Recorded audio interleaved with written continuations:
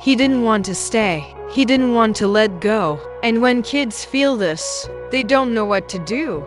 This is what first-day fear looks like. Tears, a racing heart, and tiny hands holding tight. But what if there was a simple way to help them through it?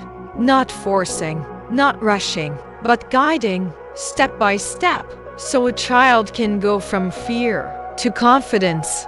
He held on tight. I don't want to stay. His heart was racing. His body felt scared. Everything felt too big.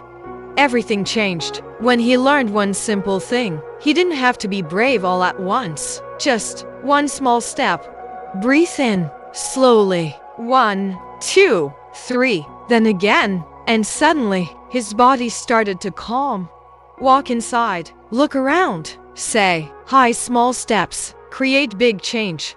He tried just one step, and something changed. Not perfect, but different, better. I was scared, but I did it. And in that moment, something powerful happened. Confidence started growing. You can help your child feel this too. With a simple story, they can see, understand, and follow. Printable, easy, and made for real moments like this. One story can change everything.